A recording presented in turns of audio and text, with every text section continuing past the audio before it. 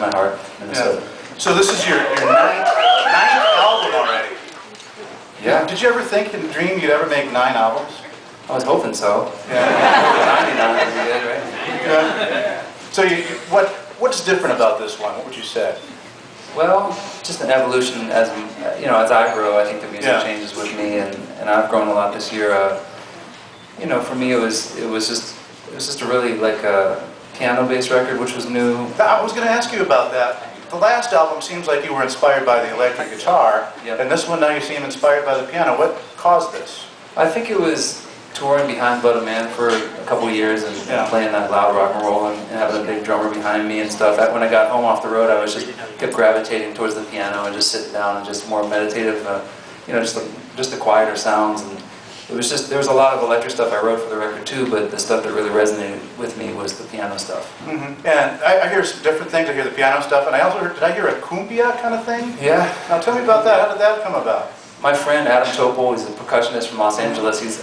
We've been touring a bunch over the last 10 years. He plays drums with a bunch of bands, Jack Johnson, other people, and he's always like, "You got to sing a cumbia, man." And I was like, "What do you even mean? Like, I don't even know what you're talking about." He's like, "I'm telling you, it's a cumbia. It'll be perfect for your voice." He's like, "You can't even talk like in a cumbia." Yeah. All right, let's give it a try. So he sent me some music. We wrote that song together, and there's a song called "Well of Love" on the record that's a cumbia, I guess. Was it shocking for you to hear the finished product of this?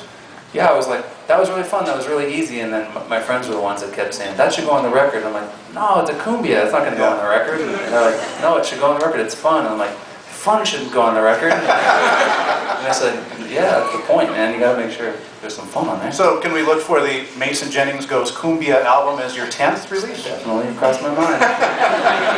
What music do you enjoy listening to? I just wondered that. I like Louis Armstrong a lot. Yeah? He's one of my favorites. I like, let's see, I like Bob Marley a lot. The old Bob Marley stuff is some of my favorite, the rocksteady stuff.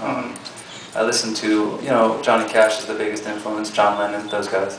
Yeah. Well, here we are, it's 9/11, Mason. Do you remember you were 10 years ago today?